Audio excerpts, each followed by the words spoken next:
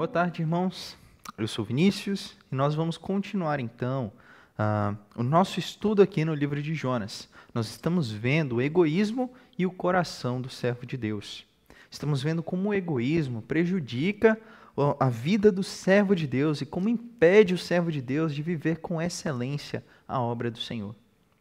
Nós estamos vendo como o egoísmo ele contamina o coração e como impede de viver a vontade de Deus. Nós vimos o profeta Jonas, um servo de Deus extremamente egoísta, que queria a destruição da cidade de Nínive, que queria a subversão, a destruição daquele povo. Mas nós vemos que Deus ele subverte aquele povo, transforma o coração ali do povo de Nínive, e aquele povo inteiro se converte então.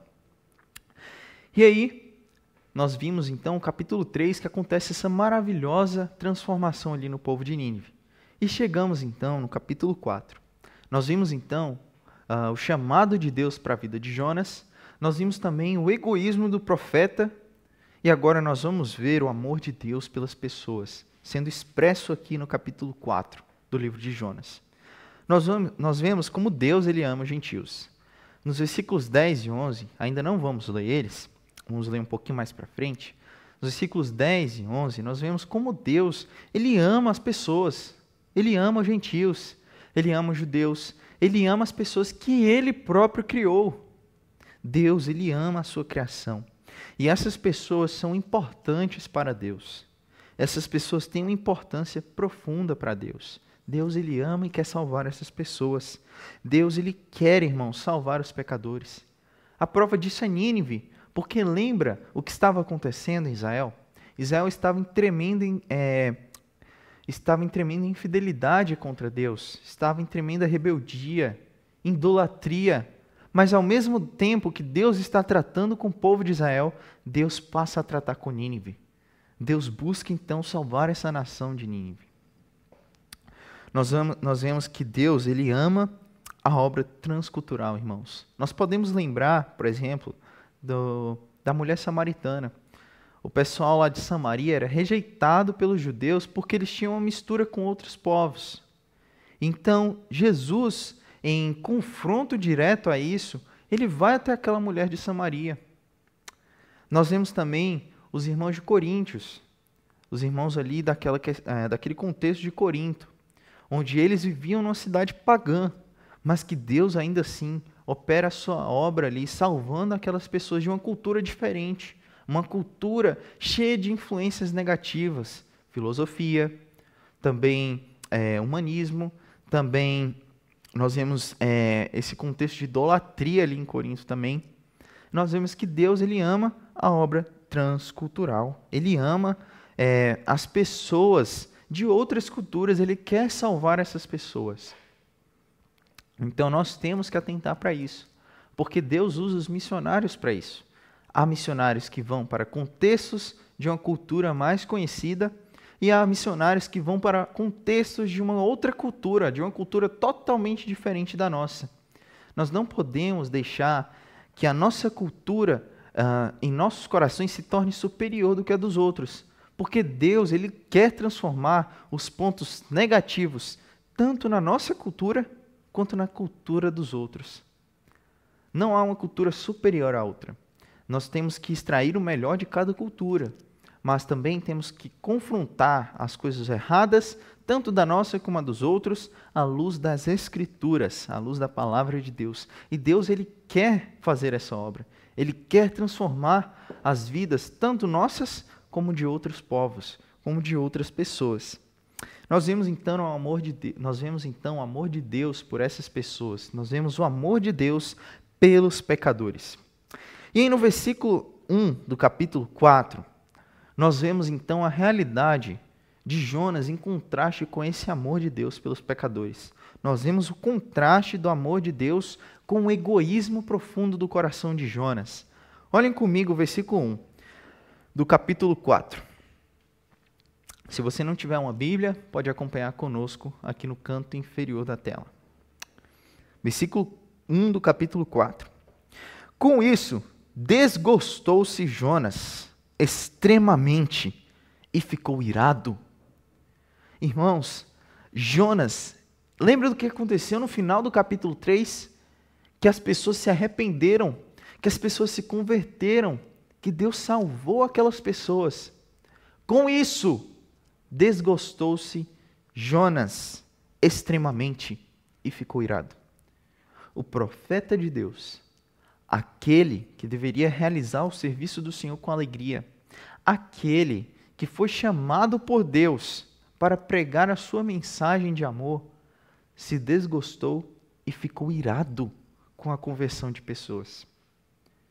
Jonas, servo de Deus, que se espera que sirva o Senhor com alegria, está virado, porque Deus salvou pessoas. Irmãos, isso aqui é algo profundo para os nossos corações. Quantas vezes nós deveríamos nos alegrar pela obra de Deus, mas estamos ficando irados, porque olhamos só para o nosso egoísmo, porque olhamos só para o nosso próprio interesse. Somos miseráveis pecadores. Precisamos da graça de Deus. Jonas, então, ele ficou extremamente irado com isso. Versículo 2. E orou ao Senhor e disse: Ah, Senhor, não foi isso que eu disse, estando ainda na minha terra. Por isso me adiantei, fugindo para Tarsis, porque sabia que és Deus clemente, misericordioso e tardio em irar-se, grande em benignidade, e que te arrependes do mal. Peço-te, Senhor, tira a minha vida, porque melhor me é morrer do que viver. Jonas, ele mostra uma indignação profunda, ele mostra uma rebeldia no seu coração. E veja como é que Jonas, ele ataca a Deus. No versículo 2, ele fala: olha, foi exatamente por isso que eu fugi da sua presença, Senhor. Foi exatamente por isso que eu quis fugir para Tarsis, porque eu sabia que quando eu pregasse, quando essas pessoas ouvissem da sua mensagem, o Senhor que é bom, o Senhor que é misericordioso, o Senhor iria salvar essas pessoas. Veja como Jonas, ele ataca a Deus falando dos seus atributos. Jonas, ele não está falando dos atributos de Deus como uma coisa positiva. Ele está falando: olha, eu sabia, Senhor, que o Senhor ia fazer isso, e eu não queria. Jonas está revelando um tremendo ódio contra o povo de Nínive. Jonas está revelando algo profundo dentro de seu coração, um egoísmo tremendo, irmãos. Lembra lá do que eu falei na primeira live, do que nós comentamos, de que Jonas, ele queria a destruição de Nínive, e outra, ele também queria morrer? Aqui no versículo 3, fala o seguinte: peço-te, Senhor, tira a minha vida, porque melhor me é morrer do que viver. Jonas, lá no capítulo 1, ele pede para que os marinheiros o lancem no mar. Não era uma atitude nobre, era uma atitude egoísta, porque ele não queria ir até Nínive pregar a palavra de Deus. Jonas, ele prefere morrer do que se alegrar em vida com a obra de Deus, tão maravilhosa, obra de salvação. Jonas revela um egoísmo profundo. E Deus, quão gracioso é o nosso Deus, porque mesmo sabendo de um coração tão perverso do seu servo, Deus ainda age em graça. Deus, no versículo 4, ele fala: disse o Senhor: é razoável, Jonas, essa tua ira? Versículo 5. Jonas saiu da cidade e assentou-se ao oriente da mesma, e ali fez uma enramada. Repousou debaixo dela à sombra, até ver o que aconteceria à cidade. Jonas ainda, irmãos, esperava a destruição de Nínive, ao ponto de se sentar fora da cidade e ficar olhando, esperando o que vai acontecer. Jonas ainda queria isso. Deus, irmãos, o livro de Jonas trata sobre o amor de Deus, não só pelas pessoas que estão perdidas, mas também pelo coração dos seus servos que estão distantes dele. Nós vemos que Deus, ele se importa, sim, com as pessoas que estão fora, mas Deus também se importa com o coração dos seus servos, porque Deus quer que os nossos corações sejam totalmente dele. Deus quer que os nossos corações sejam totalmente rendidos a ele, quebrantados, transformados pela graça de Deus. Irmãos, nós professamos que Deus é um Deus de amor. Nós professamos que somos servos de Deus. Então, irmãos, se o amor não está no nosso coração, nós estamos vivendo de forma incoerente com o que estamos professando. Jonas estava vivendo de uma forma incoerente. Jonas estava vivendo de uma forma que não estava agradando a Deus. Mas Deus, em graça, em misericórdia, Ele quer transformar o coração do seu servo. É razoável, Jonas, essa tua ira? No versículo 6, então, Deus, em graça, mostra mais uma lição a Jonas. Então fez, a partir do versículo 6, então fez o Senhor Deus nascer uma planta, que subiu por cima de Jonas, para que se fizesse sombra sobre a sua cabeça, a fim de o livrar do seu desconforto. Jonas, pois, se alegrou em extremo por causa da planta. Mas Deus, no dia seguinte, ao subir da alva, enviou um verme, o qual feriu a planta, e essa se secou. E nascendo o sol, Deus mandou um vento calmoso oriental. O sol bateu na cabeça de Jonas, de maneira que desfalecia, pelo que pediu para si a morte, dizendo: melhor me é morrer do que viver. Então perguntou Deus a Jonas: é razoável essa tua ira por causa da planta? Ele respondeu: é razoável a minha ira até a morte. Deus, em graça, Ele então levanta essa planta para cobrir Jonas daquele sol que estava tendo ali. E Jonas, ele fica muito feliz por conta dessa planta. Mas no dia seguinte, Deus manda um verme, então, que mata essa planta. E Jonas, então, ele passa a ser tocado por aquele vento calmoso que é quente. Calmoso significa quente ou aquecido. Jonas é tocado, então, por aquele vento quente, ele fica com calor. Ele fica, então, desgostoso, ele fica triste porque aquela planta tinha morrido. E ele pede, então, novamente: Senhor, melhor me era a morte do que a vida. E Deus, em graça novamente, ele pergunta: Jonas, essa tua ira é razoável? E Jonas responde novamente em ira: é razoável até a morte. Um profeta tremendamente egoísta, tremendamente corrupto. Irmãos, Jonas não é diferente de nós. Nós não somos melhores do que Jonas. Nós estamos falando aqui do pecado de Jonas, mas nós somos piores do que ele. Nós somos piores. Porque muitas vezes, irmãos, nós queremos as nossas próprias vontades e passamos por cima de tudo que Deus quer para nós.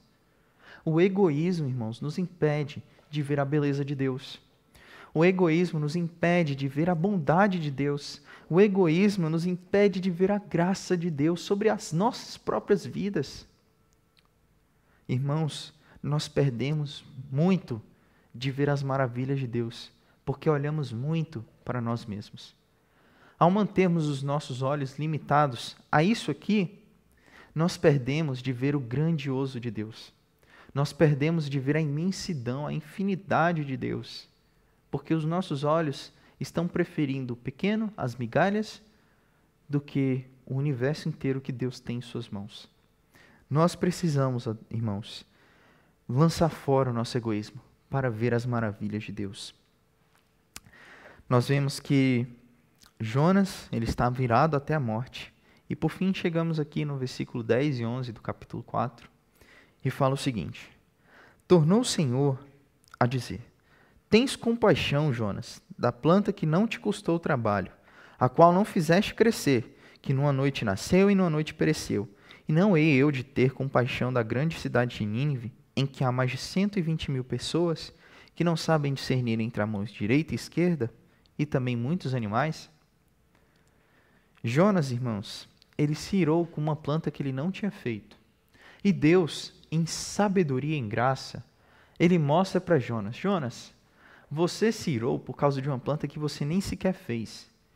E você acha que eu não vou ter compaixão de pessoas que eu criei?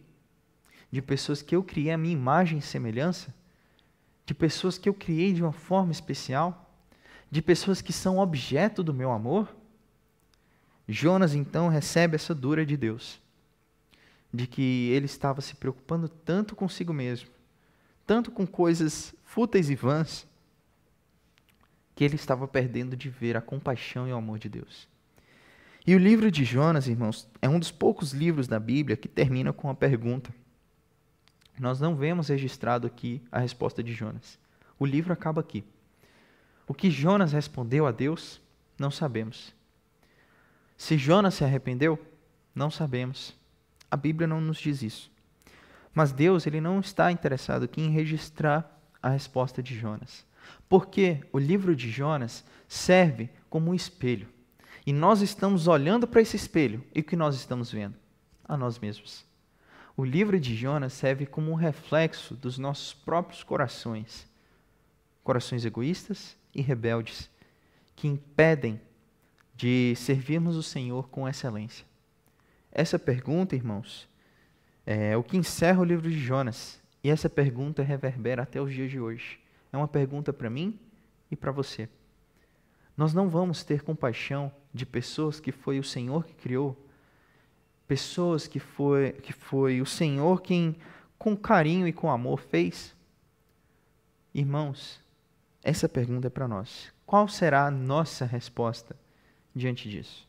Não devemos nos preocupar aqui com a resposta de Jonas, porque Deus tratou isso com Jonas. Devemos nos preocupar com a nossa resposta diante disso. Qual vai ser a nossa resposta para Deus? O egoísmo nos impede de ver a graça, a bondade, a beleza, a misericórdia de Deus. Precisamos de transformação, porque o egoísmo nos impede de servir o Senhor com excelência. O egoísmo e o coração do servo de Deus. Deus, ele ama a obra missionária. Deus, ele ama as pessoas e ele quer salvá-las. Mas Deus também quer transformar o coração dos seus servos, para que por meio de corações transformados possamos ser instrumentos para que outras vidas sejam transformadas pela graça de Deus. Então, irmãos, nós vimos que Deus, ele nos chama para a sua obra. Deus chamou Jonas e Deus nos chama para servir a ele na obra missionária. Nós vemos também que somos egoístas. Somos muito egoístas. Assim como o profeta Jonas. Nós vemos também que o amor de Deus é gigante, irmãos, pelas outras pessoas. Nós vemos que perdemos tantas e tantas coisas de vista quando olhamos para os nossos próprios egoísmos. Quando olhamos para as nossas próprias vontades, reflexo de um coração egoísta. Nós, irmãos, devemos servir o Senhor com um coração humilde, amando as pessoas como o Senhor as ama. Nós precisamos responder à pergunta de Deus para nós. Precisamos dar uma resposta. Então, irmãos, que o nosso coração seja transformado pela graça e misericórdia de Deus. Convido você a orar e após a oração, então, nós encerraremos o estudo. Senhor, muito obrigado por tua palavra que fala profundamente aos nossos corações. Que essa palavra, Deus, edifique tanto a minha vida como a vida dos meus irmãos. Nos ajude a sermos servos melhores do Senhor, a abrirmos mão do nosso egoísmo para servirmos ao Senhor com excelência, para servirmos o Senhor nessa obra tão maravilhosa que o Senhor nos dá o privilégio de participar. Tem misericórdia de nós, ó Pai, porque somos pecadores miseráveis e precisamos da graça de nosso Senhor Jesus. Nos transforme e a nossa oração em nome de Jesus. Amém. Que Deus os abençoe, irmãos. Muito obrigado.